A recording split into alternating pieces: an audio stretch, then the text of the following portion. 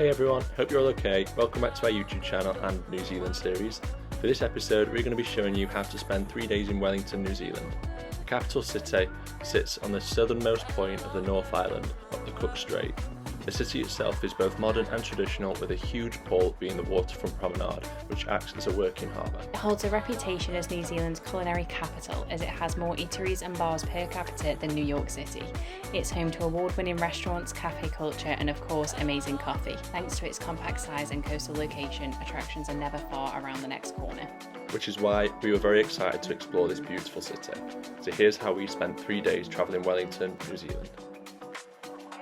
We should start by saying that when we explore a new place, we love to be on the ground, and that means doing a lot of walking.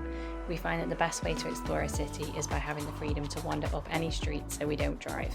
So for day one, get your walking shoes on, as this is a trek. We started by exploring the city. This is just a general aimless wander without a plan. After that, we found our way by the waterfront. We started at Glasgow Wharf and walked all the way around the harbour to Oriental Bay. This will take roughly 40 minutes to walk.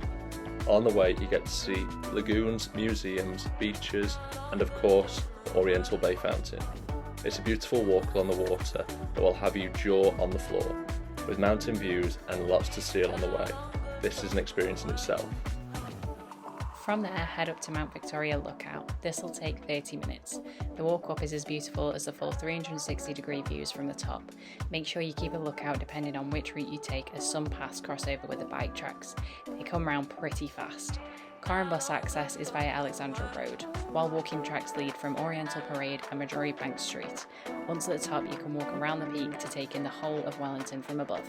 There is a legend which says that there was once two sea monsters. One which forged a passage to the open ocean, creating the harbour, another which tried to take another route but died. It's believed that Mount Victoria was named after the soul of the second sea monster.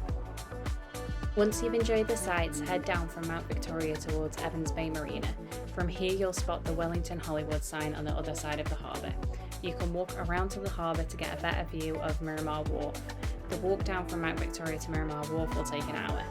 Wellywood is an informal name for the city, which came in the 1990s as the film production business was established in the city by Lord of the Rings director Sir Peter Jackson. The business operated a number of film-related facilities in Miramar. The Hollywood Chamber of Commerce, however, threatened legal action over the Wellywood sign, and so alterations were made to make it what it is today. From here, you can walk up the west coast of the Miramar Peninsula to Massey Memorial. The walk is a great way to see the coast and Wellington from afar. There is plenty of wildlife along the way, so keep an eye out. This walk takes an hour and 10 minutes from Wellington Hollywood sign. Massey Memorial is a commemoration to William Ferguson Massey, Prime Minister of New Zealand from 1912 until his death in 1925. This is a very grand marble structure with a stunning view of the harbour. If you can time this in with sunset, you could get pink sky views. Alongside the white marble is spectacular. This brings us to the end of day one, and it's the largest part of the walking complete for your 3 days in Wellington.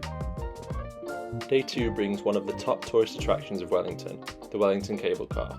This is one of the best ways to see Wellington, as the cable car ascends up into the hills through colourful tunnels and up the track. This is a quick 5-minute ride up to the Botanic Gardens. From there you can enjoy easy access to the Cable Car Museum, Space Place and Zealandia. The museum entry is free with your cable car ticket, and it's worth checking out to learn some of the history of the cable car itself. The cable car runs every 10 minutes, so you'll never have to wait long for the next one. They can get quite busy, so you may have to wait for the next one if it's full. From there you get a gorgeous view across the city and harbour. You can even walk around the Botanic Gardens, which are small but a very nice addition. It's through the Botanic Gardens that you'll find Space Place. It's a 2-minute walk from the museum and well worth a visit. The cost of the ticket is not included in the cable car ticket, as it's a separate entity.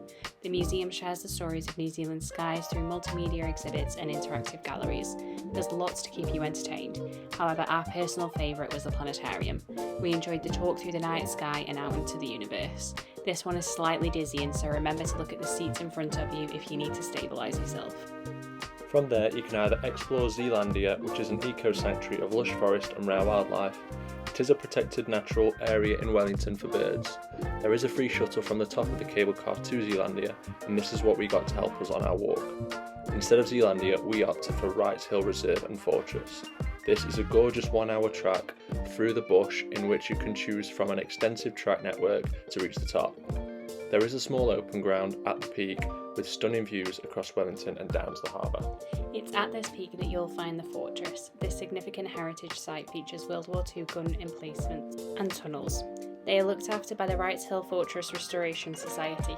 The guns were only fired once as a test after the war had ended. The test was successful, however. It did break the windows in the fort due to the blast. We unfortunately chose a very wet and cloudy day to do this walk, and so visibility was limited. We could make out the harbour and our walk from the previous day still, despite the weather. Enjoy the walk back down to Zealandia, but be mindful of the shuttle bus times, as these stop at either 3 or 4 p.m. on the day we visited. You can get a taxi back to the cable car if you do miss the last one. Enjoy the return trip back down into Wellington CBD to mark the end of day 2. For your final day in Wellington, why not see the city from the water? Get the ferry from Queen's Wharf across the harbour to Days Bay. East by West ferries offer regular transport across the harbour to Days Bay, taking roughly 25 minutes. This is a residential area in Lower Hutt in the Wellington region. It is walled on 3 sides by steep bush-clad slopes. It's mostly level land which is occupied by Williams Park. Wellington ship owner J. H. Williams bought land in Days Bay near the end of the 19th century to create custom for his smaller vessels. He built a wharf and turned the bay into a sports and resort development for holidaymakers.